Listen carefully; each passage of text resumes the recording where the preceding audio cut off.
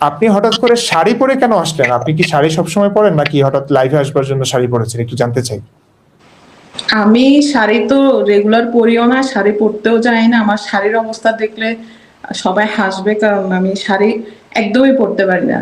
আম বাবা মায়ের কাছে থাকা অবস্থায় তো আম্মু শাড়ি পরায় দিত খুব সুন্দর করে। আম্মুকে এই কারণে খুবই মিস করতেছিলাম। তো শাড়ি পরার আলাদা একটা কারণ আছে, আপনারা নিশ্চয়ই জানেন। বেশ কয়েকদিন আগে একটা আমাদের শিক্ষক আরকি, প্রাইমারি স্কুলের শিক্ষক, উনি শাড়ি পরে বেশ ভাইরাল। মানে মানুষজন রীতিমতো তাকে বলতেছে যে তার চাকরি কেন করতেছে, চাকরি করে এগুলো কি টিকটক করে, মানে নানা রকম ভাবে তাকে ট্রল করতেছে শুধুমাত্র শাড়ি পরার কারণে। এখন শাড়ি পরা তো বাঙালির একটা ঐতিহ্য, বাঙালি নারীরা এটা সব সময় পরে। আর অতীতে তো আপনার এখন যে ব্লাউজ, এই ব্লাউজটাও পরতো না। তো সময়ের সাথে সাথে অনেক কিছুই চেঞ্জ হয়, তো সেই সাথে মানুষের রুচি চেঞ্জ হয়। মানুষ এর মাধ্যমে আপনার এভাবে ব্লাউজও পরলো, বা কেউ কোনো কোনো জায়গায় আপনি দেখবেন যে শাড়ি পরছে, শাড়ি নাই শুধু ব্লাউজ আর মানে নিচে যেটা পেটিকোট বলে, বা বিভিন্ন জায়গায় নানা জায়গায় নানা নাম বলে। তো এইটাই পরে পাহাড়ি অঞ্চলে বিশেষ করে এভাবে আপনি দেখতে পাবেন।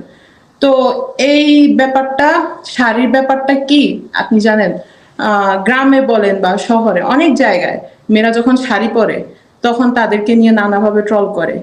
শাড়ি পরলে নাকি আপনার পর্দার খেলাপ হয়, শাড়ি পরলে এটা দেখা যায়, ওইটা দেখা যায়, চুল দেখা যায়। তারপরে আপনার নানাভাবে ট্রল করে। এরকম আমাদের ট্রলের শিকার হলেন আমাদের ওই বিউটি রানীও। যদিও তিনি হিন্দু, তারপরও তাকে নানাভাবে ট্রল করা হয়। আপনি একটা কথা খেয়াল করেন, মানে তৌহিদি জনতা আপনার বলতেছে যে শাড়িটা আপনি কেন পরলেন, বিউটি রানীকে বলতেছে আর কি। কিন্তু বিউটি রানী যে সে তো একজন হিন্দু, এখন তাকে তারা এই প্রশ্নটা কিভাবে করে? তাকে কি তারা তাহলে বোরকা পরাবে নাকি হিজাব পরাবে? মানে তাদের মাথায় কি থাকে যে তারা বলতেছে আপনি শাড়ি কেন পরতেছেন? শাড়ি পরে একটা মানুষের মানে ইচ্ছা হইতেই পারে। সে সে শিক্ষক, শিক্ষক মানুষ, ঠিক আছে মানলাম। তো শিক্ষক হইলে শিক্ষকের বাইরে তার কি কোনো আলাদা শখ আহ্লাদ থাকতে পারে না? সে কি আপনার শাড়ি পরতে পারে না? সে কি টিকটক করতে পারে না? বা যে কোনো কিছু, মানুষের ব্যক্তিগত লাইফ বলে কিছু থাকতে পারে না? কিন্তু তারা তাকে নিয়ে ট্রল করতেছে। কি একটা অবস্থা ভেবে দেখুন তো একবার। তো এই কারণে ভাবলাম হুম, আজকে একটু শাড়ি পরে আসি, মানুষকে এই ব্যাপারগুলো একটু জানাই। প্রতিবাদ শুরু। হ্যাঁ, মানুষ মানুষ একটু জানুক যে শাড়ি শাড়ি জিনিসটা খারাপ কিছু না, বরং শাড়িতে আমাদেরকে আরো, নারীদেরকে আরো বেশি সুন্দর লাগে। যদিও আমাকে খুব বেশি সুন্দর লাগতেছে বলে আমি না, মনে সুন্দর করতেছি না। লাগছে, এবং সুন্দর অসুন্দরের বিষয় না, যা যে যার মতো পোশাক পরবে। আসলেই সমস্যা বাংলাদেশে এই পোশাক পরতে পারবে না, ওই পোশাক পরতে পারবে না, এগুলো হ্যাঁ, গণতন্ত্র বিরোধী কথাবার্তা, তাই না? মানে এই পোশাকের স্বাধীনতা তো প্রত্যেকটা মানুষের থাকা উচিত। এবং এই একটা গোষ্ঠী মুসলিম, এদেরই এই সমস্যাগুলো হয়, অন্য কোনো ধর্মে আমি দেখিনি এরকম করতে। তো এদের সমস্যা হয়, মানে মেয়েরা, ছোট ছোট মেয়েদেরকে বোরকা পরাচ্ছে। মানে এদের যে মানসিকতা কিংবা এদের যে চরিত্র, সেই ক্ষেত্রে আসলেই ঠিক আছে। মানে এদের আসলে বাচ্চা মেয়েদেরকে দেখলেও আমাদের প্রিয় নবীজির মতো, আসলে উনিও তো বাচ্চা মেয়ে হামাগুড়ি দিয়ে যাচ্ছে। এটা ইসলামিক ইতিহাসেই কিন্তু আছে, সিরাতে আছে। হামাগুড়ি দিয়ে একটা মেয়েকে দেখেও তার বিয়ের শখ হয়েছে, বিয়ের খায় জেগেছে, বড় হলে তাকে বিয়ে করবেন বলে উনি আকাঙ্ক্ষা প্রকাশ করেছেন। তো সেই নবীর উম্মত কিংবা সেই নবীর আদর্শকে যারা লালন করেন, ধারণ করেন, তারা আসলে তো এরকম হবেন স্বাভাবিক। মাদ্রাসায় ছোট ছোট বাচ্চাদেরকে আমরা দেখি, তারা, তাদের তো আর পর্দার বিধান নাই, তাদের তো আর পোশাকের সমস্যা নাই। সেই বাচ্চা নিষ্পাপ ছেলে মেলে ছেলেগুলোকে কি করছে এটা আপনি জানেন, আপনি মেয়ে মানুষ, এখানে আমি সেই শব্দগুলো আনতে চাই না। প্রতি মুহূর্তে আমরা এই চমৎকার চমৎকার নিউজগুলো আমরা দেখি, এগুলো মুখে আনতেও আসলে খারাপ লাগে। তো যা হোক, সেখানে তো আসলে বাচ্চাদের তো আর কি বোরকা পরার দরকার নেই, ইসলামও বলে না। তো এখন ভাইয়া দেখেন, এখানে আমাদের মুমিনরা আবার একটা কথা বলে যে মানে বাচ্চা মেয়েরা কেন রেপ হয়, এইটার একটা ন্যারেটিভ দাঁড় করায়। তারা বড়দেরকে দেখে আপনার মানে এক্সাইটেড হয়ে যায়। এরপরে যখন বড়দের সাথে পারে না, বড়দেরকে রেপ করতে পারে না নানা কারণে, তখন বাচ্চাদের উপর ঝাঁপায় পড়ে। তো মানে এটা হলো তাদের ন্যারেটিভ, এভাবে তারা ব্যাখ্যা করে। ঝাঁপিয়ে পড়বার ইচ্ছে কিংবা এটা তো তাদের ব্যক্তিগত ব্যাপার, তাদের সমস্যা। আমার কাছে মনে হয় আপনার মানে কি হাস্যকর এটা, আমি কি বলবো এদেরকে। আমি যুক্তির কথা বলতে আমি খুব লাগে, এরা আসলে অন্ধ, এরা যুক্তির ধারও ধারবে না। আপনার সমস্যা ভাই, আপনার লিঙ্গের সমস্যা, আপনার পাওয়ার বেশি, কিংবা আপনার নারীকে দেখলে একদম আপনার মাথা ঠিক থাকে না, সেটা আপনার সমস্যা। আপনি কেন ওই নারীকে বস্তাবন্দি করতে চাইবেন, কিংবা তার স্বাধীনতা, পোশাকের স্বাধীনতাকে কেড়ে নিতে চাইবেন? আপনার লিঙ্গের সমস্যা, আপনি সেটাকে কন্ট্রোল করুন না। আপনার ধর্ম দিয়ে হোক, কিংবা যে কোনো ওষুধ খেয়ে হোক, কিংবা আপনার মনকে শক্ত করবার মাধ্যমে, নিয়ন্ত্রণ করবার মাধ্যমে হোক, এটা আপনার সমস্যা, আপনি সমাধান করুন। আপনি অন্য মানুষকে কি করবো আর, এদেরকে আর কি বলবো।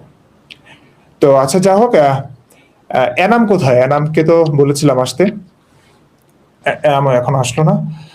প্রিয় দর্শক, বেশিক্ষণ লাইভ করাও যাবে না, আমার ক্যামেরা ওই 1 ঘন্টার মতো চার্জ থাকে অলরেডি, অনেকক্ষণ হয়ে গেছে।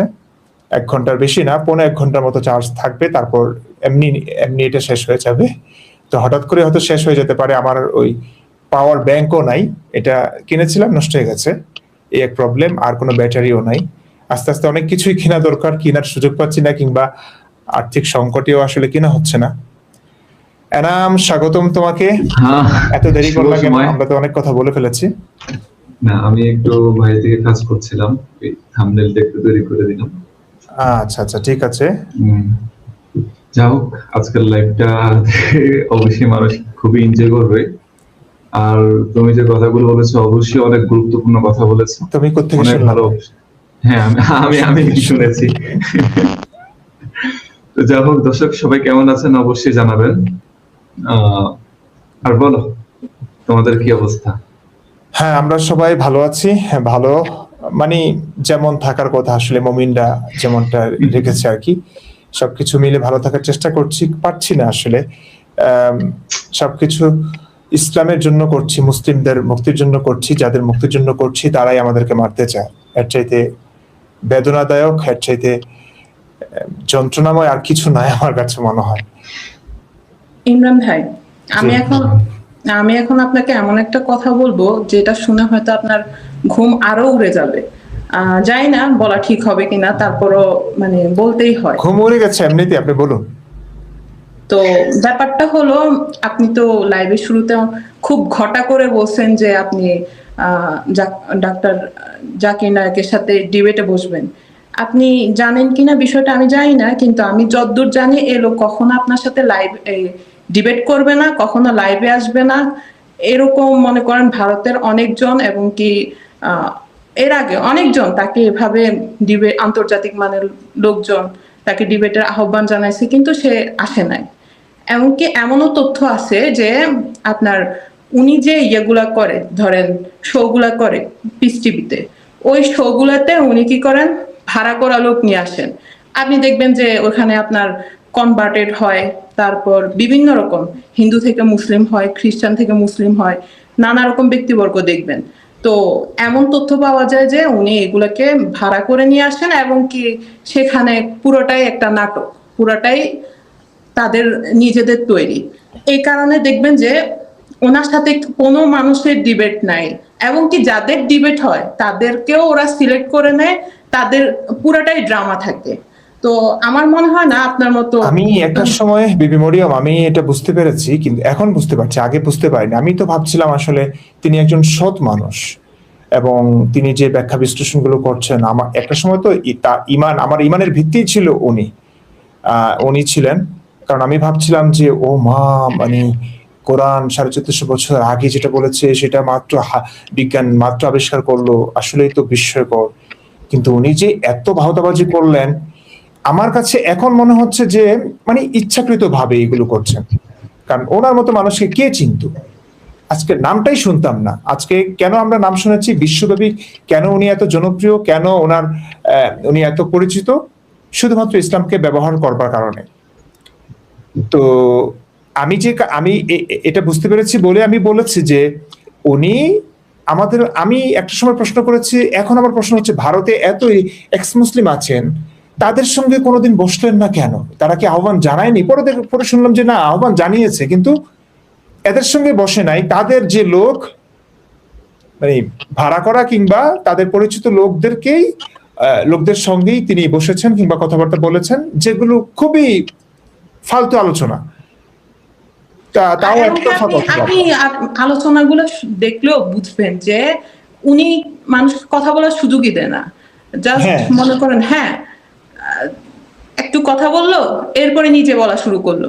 হ্যাঁ, একতরফা কথা। এক এখন মিনিট, কথা হ্যাঁ, হচ্ছে, একতরফা। আমি আমি এই লাইভটা এই কারণে করছি এবং ভারতের যারা আছেন তাদেরকে আমি বিশেষ দৃষ্টি আকর্ষণ করছি।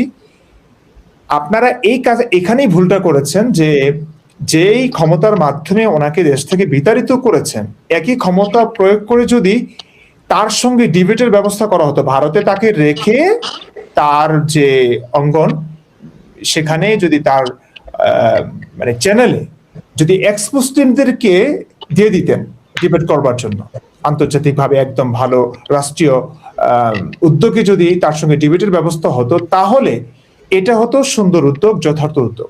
এটা না করে এখন তাকে অবশ্যই তিনি এমন কাজ করেছেন, হ্যাঁ, ধর্ম ব্যবসা এমন এক ব্যবসা, আসলে এটার জন্য যুক্তি লাগে না, কিছু লাগে না, জাস্ট একটু গোজামিল দিলেই সাধারণ মানুষের মন পাওয়া যায়। তো উনি এমন কাজ করেছেন, জঙ্গিবাদ প্রচার টচার সবকিছু মিলিয়ে অপরাধ ঠিক আছে, তাকে বিতাড়িত করবার কিংবা সবকিছু ঠিক আছে, কিন্তু এটা না করে বুদ্ধিবৃত্তিক একটা লড়াই করবার সুযোগ দেওয়া দরকার ছিল এক্স মুসলিমদের।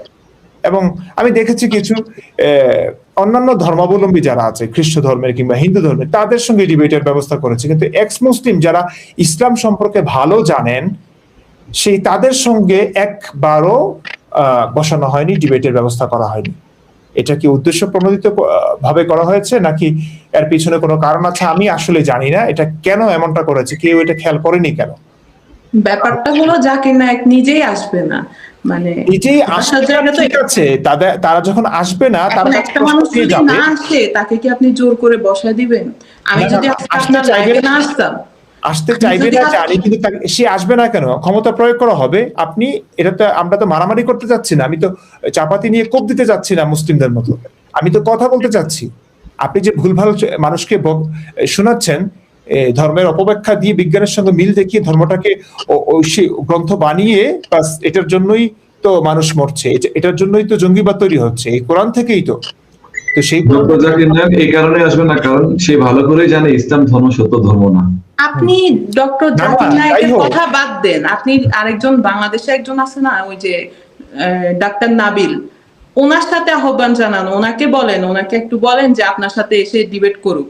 উনি দেখুন বিবি মরিয়ম, বাংলাদেশের সুযোগ নাই, বাংলাদেশের রাজনীতিবিদরাও ধর্মকে ব্যবহার করছে এবং তাদের যে রাজনৈতিক শত্রু আছে তাদেরকে মোকাবেলা করতে ধর্মান্ধদের তারা ব্যবহার করবে, এটা স্বাভাবিক।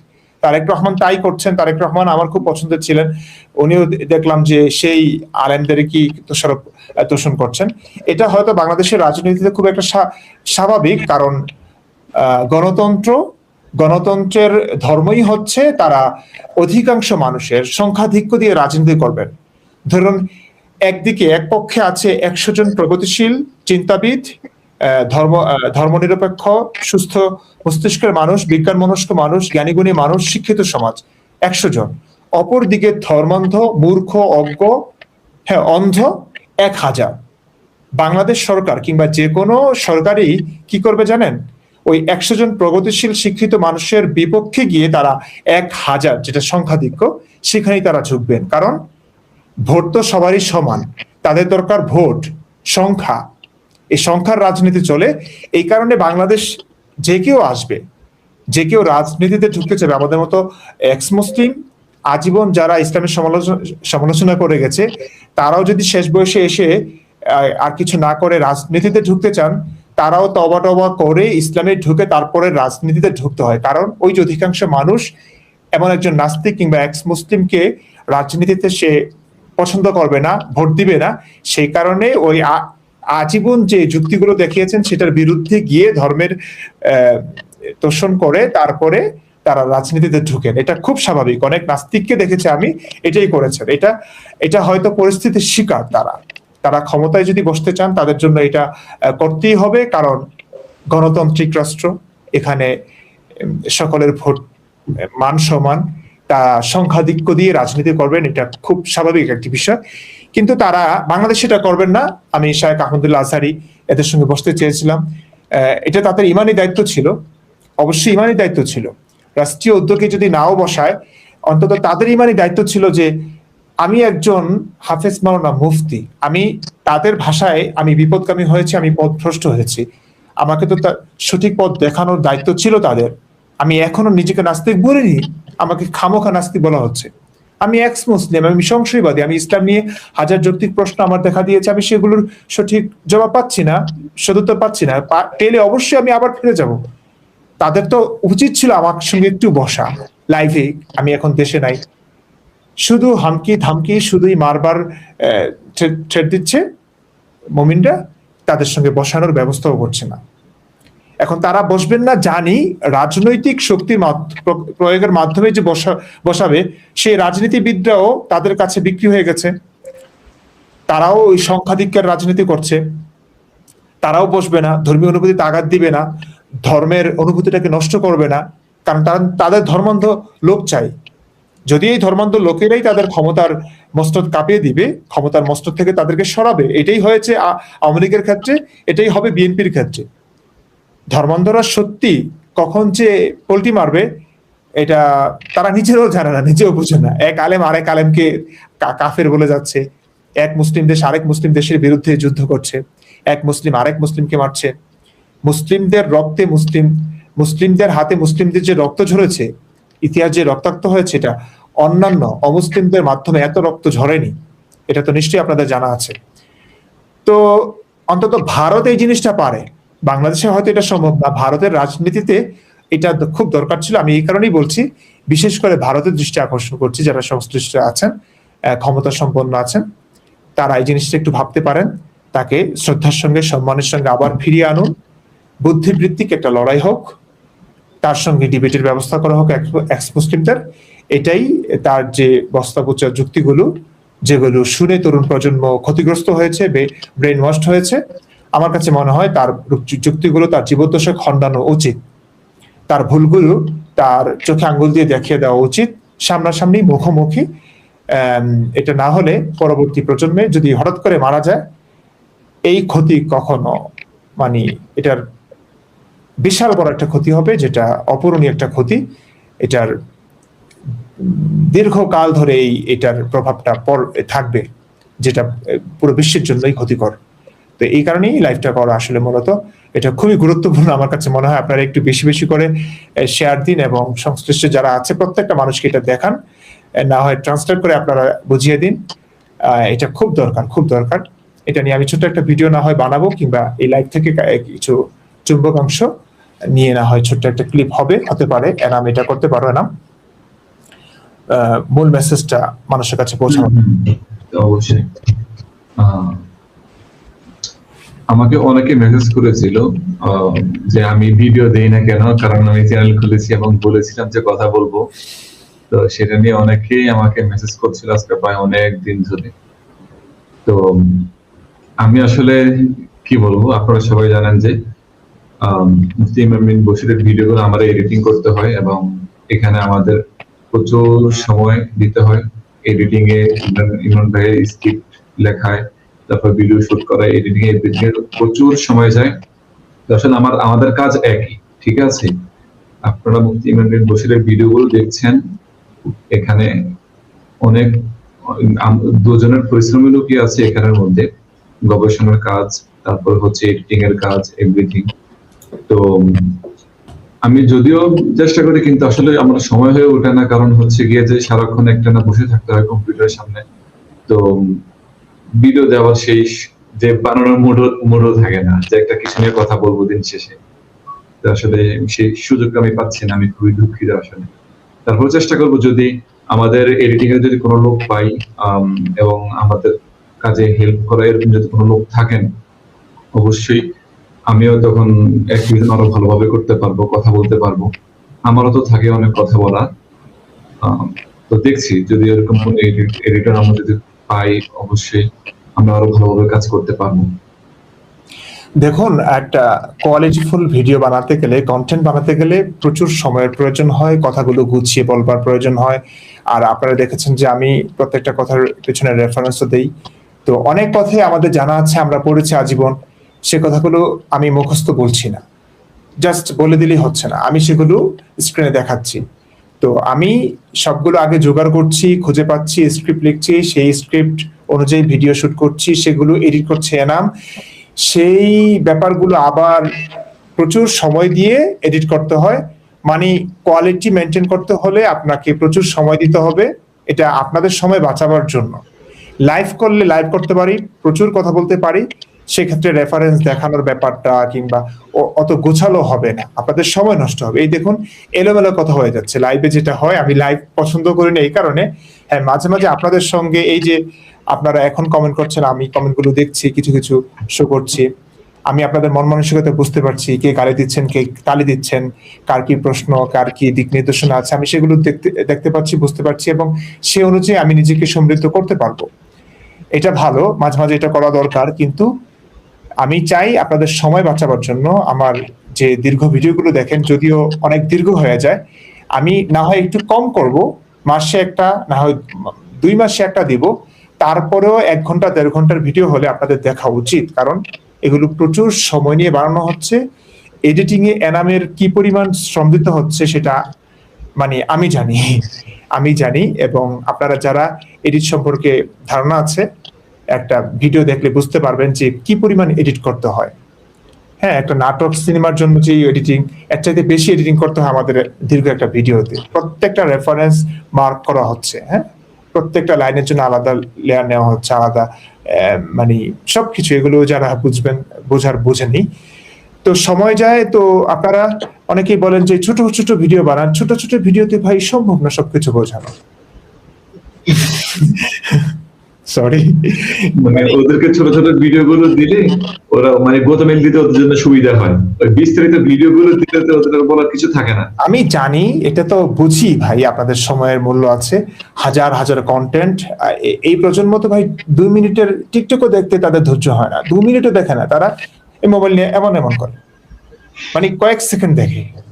এই হচ্ছে তাদের জ্ঞান, মানে এরাই এই জাতিকে আপনি কিভাবে মানে ইসলামের পুরো ব্রড পিকচারে ইসলামটাকে দেখাবেন। মানে এ কারণে আমিও বুঝি যে ছোট ছোট ভিডিও বানানো দরকার। ভিউজ ব্যবসা আমি করছি না, কারণ আমি চাচ্ছি ভিডিও যতই বড় হোক, বিস্তারিত বিশদ বিশ্লেষণ থাকুক, যাতে করে আর সমস্ত মানে গোজামিলের উত্তর থাকুক। সেটাতে অনেক সময়ের প্রয়োজন। রেফারেন্স অন্তত যেই টপিক আলোচনা করছি সেই সমস্ত টপিক, কোরআন, হাদিস, সিরাত, তাফসির, ইতিহাস, সব কিছুর সমন্বয়ে কোনো কারচুপি না হোক। এটার জন্য সময় লাগবে ভাই, এটার জন্য ওই 10 মিনিটে সম্ভব না। যে কথা বোঝাবার জন্য আপনার 1 ঘন্টার প্রয়োজন, সেই কথাগুলো আমি 10 মিনিটে কিভাবে শেষ করা যায়, কিন্তু সে আপনার অনেক প্রশ্ন থাকবে, কিংবা আরেক মুমিন একটা গোজামিল দিয়ে আপনাকে কনভিন্স করে ফেলবে, তখন আরেকটা ভিডিও বানানোর প্রয়োজন পড়বে। এই কারণে আমি চাচ্ছি দীর্ঘ ভিডিওগুলোতে একই টপিকে সমস্ত আলোচনা থাকুক। তো সেটা সময় নিয়ে, আপনি বলছেন 10-15 মিনিটের ভিডিও বানাতে, আচ্ছা ঠিক আছে, 10-15 মিনিট ভিডিও দেখতে আপনি প্রস্তুত আছেন, তা আমি তাহলে প্রতিদিন না বানিয়ে 1 সপ্তাহে একটা বানাই।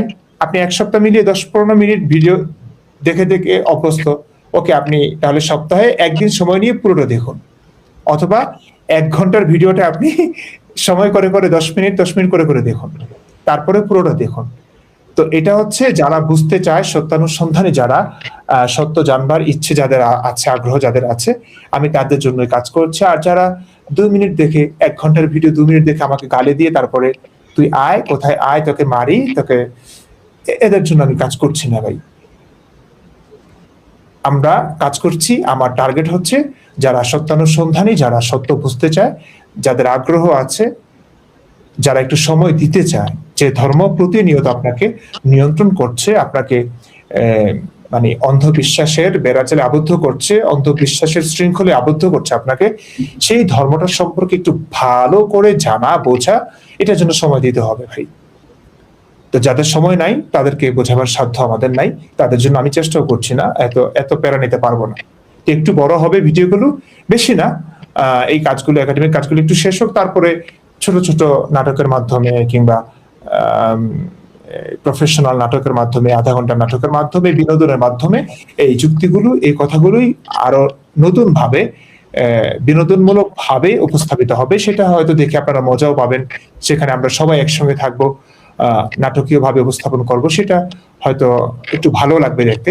আমি জানি 1 ঘন্টা একটা মানুষ কথা বলছে, বিশ্লেষণ করছে, রেফারেন্স দেখাচ্ছে, এটা মাইন্ডের জন্য আপনার মস্তিষ্কে হয়তো অনেকটা ইয়া করতে পারে, ভার লাগতে পারে আপনার কাছে, এটা খুব কঠিন হয়ে যেতে পারে, সময়ের ব্যাপার স্যাপার আছে, একটু কষ্ট হলেও দেখা দরকার বোঝার জন্য। এটা অনুরোধ থাকবে, এই টাইপের কথাগুলো বলবেন না যে 10-15 মিনিটের ভিডিও বানান। আমি জানি কোন ধরনের ভিডিও বানালে, কত মিনিটের ভিডিও বানালে আমার ভিডিওগুলো রিচ বেশি করবে, বেশি মানুষ দেখবে, আমার ইনকামও বেশি হবে। কিন্তু আমি ইনকামের দিকে তাকাচ্ছি না, আমি ভিউজের ব্যবসায় নামিনি, আমি এক যুদ্ধে নেমেছি, মানুষকে বোঝাবার যুদ্ধ, মানুষের চিন্তা, যে চিন্তায় মানুষ মরতে পারে, মানুষকে মারতে পারে, সেই বিধ্বংসী চিন্তাটাকে মারবার জন্য কঠিন এক যুদ্ধে নেমেছি।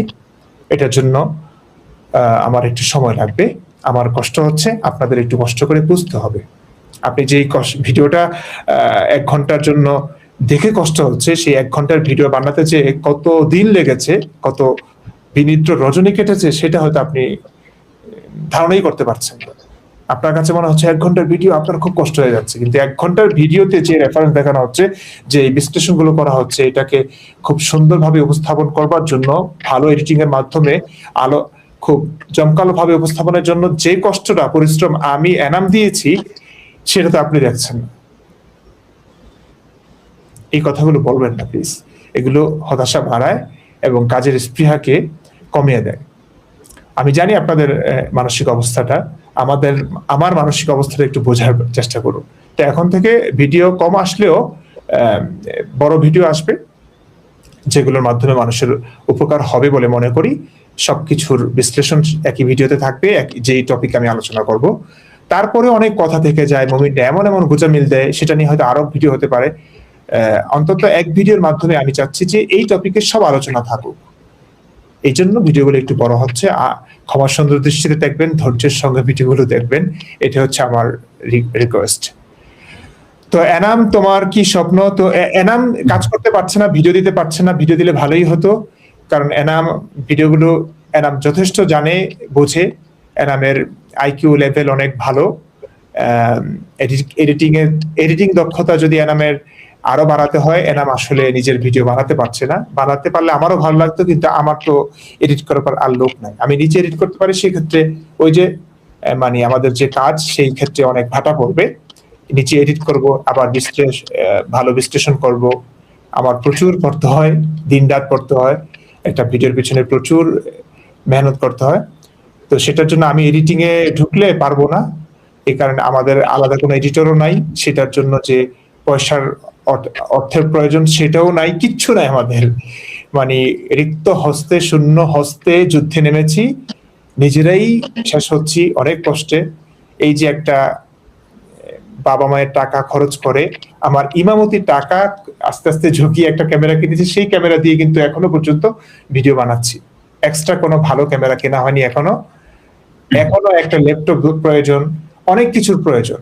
এই যে আজকে লাইভ করলাম, লাইভের জন্য যে স্ট্রিম ইয়ার্ড কিংবা একটা লাগে, ওইটা পর্যন্ত আমাদের ছিল না। আসাদ ভাইকে বলেছে, আসাদ ভাই মনে হয় লাইভে গেছে, বেচারা ঘুম থেকে উঠে লাইভে চলে গেছে। তারটা যে ব্যবহার করবো সেটাও পাচ্ছিলাম না। আরেকজন অ্যাক্টিভিস্টকে বললাম, সেও নাকি ধার করে অন্যেরটা ব্যবহার করে। সে যার সঙ্গে লাইভ করে তাকে বললাম আপনার আছে কিনা, সেও ধার করে স্ট্রিমিয়ারটা ব্যবহার করে, মাত্র অল্প টাকা, সেটা পর্যন্ত কিনবার সামর্থ্য নাই। এটা হচ্ছে আমাদের অবস্থা, এটাই হচ্ছে বাস্তবতা। এই কথাগুলো অন্যরা বলে না, নিজেকে ছোট করতে চায় না, খাটো করতে চায় না, ভাবে যে কেমন দেখা যায়। কিন্তু আমি বলছি, কারণ আমার শক্তি হচ্ছেন আপনারা। এই যে কথাগুলো বলা হয় ইহুদি খ্রিস্টানদের টাকা, বা কোনো ইহুদি খ্রিস্টানের সঙ্গে এখনো পর্যন্ত দেখাই হয়নি আমাদের। নিজের কষ্টে টাকা দিয়ে সবকিছু করেছি, এবং কি পরিমাণ কষ্ট। এই যে এনাম যে কাজটা করে না, অন্যান্য জায়গায় যদি এই চাকরিটা করতো না, মাসে 50,000 টাকা বেতন পেত কম পক্ষে, এবং তাও মানুষ এত সময় দেয় না। আজকে এনামকে 5,000 টাকা দিয়ে দেওয়ার ক্ষমতা আমার নাই, তাকে দিচ্ছিও না। এই যে তার ত্যাগের জন্য আপনারা প্রশংসা করছেন ভাই ভালো এডিটিং হচ্ছে, আমার প্রশংসা করছেন ভাই ভালো বিশ্লেষণ হচ্ছে, মানুষকে জাগাচ্ছি ঠিক আছে, কিন্তু আমার ঘুম তো শেষ। যুদ্ধের জন্য যে সরঞ্জামের প্রয়োজন সেগুলো কিনবার সামর্থ্য নাই। কতজন জিজ্ঞেস করেছেন কি লাগবে? সময় নষ্ট করতে চান, মানে দুঃখিত, আমারও ভালো লাগতো সবার সঙ্গে কথা বললে, কিন্তু আমি দেখেছি অনেক জ্ঞানীগুণী মানুষ আমাদের সঙ্গে জ্ঞান দিতে আসে, বা আমার মাথায় যেগুলো আছে না, আমি যদি আরো 50 বছর বাঁচি না, সেগুলো দিয়ে যেতে পারবো না। আমার ঘুম যে হয় না, ডাক্তার যেটা বলেছে, সাইকিয়াট্রিস্ট যেটা বলেছে, আমার মাথায় থট গুলো আমি থামাতে পারি না। একটা কন্টেন্ট আমি হয়তো স্ক্রিপ্ট লিখছি, কিন্তু আমার হাজারটা স্ক্রিপ্ট মাথায় আসছে, এবং যখন শুই আমার আমার শরীর ক্লান্ত, কিন্তু আমার ব্রেন ক্লান্ত হয় না। আমি জানি না এই সমস্যার সমাধান হবে কিনা, ঘুমের ওষুধ খেলে পর্যন্ত ঘুম হচ্ছে না, মানে এমন ভয়ানক অবস্থা। ডাক্তার যখন বলেছে অ্যালকোহল বাদ দেন, আমি বললাম জীবনে অ্যালকোহল ছুঁই নেই এখনো। মদ, গাঁজা, বিড়ি, সিগারেট, আমি চা পর্যন্ত খাই না। তার মানে কোন পর্যায়ে বিশ্বাস, বুঝতে পারছেন? শুধুমাত্র এই কাজের জন্য, শুধুমাত্র মানুষের মুক্তির জন্য। এরপর যখন একটা মানুষ সময় নষ্ট করতে চায় না, আমার সময়টা আমার কাছে সবচেয়ে বড় দামি জিনিস। সবচেয়ে দামি জিনিস আমার কাছে সময়। সেই সময়টা যখন কেউ মানুষ খামোখা প্রশ্ন করে, খামোখা ব্যক্তিগত আলাপ করে নষ্ট করে, আমার সত্যি খারাপ লাগে। মাঝে মাঝে রেগেও যায়, অনেকের সঙ্গে খারাপ ব্যবহারও করে ফেলি, তখন শুভাকাঙ্ক্ষীরা পর্যন্ত শত্রুতে পরিণত হয়ে যান।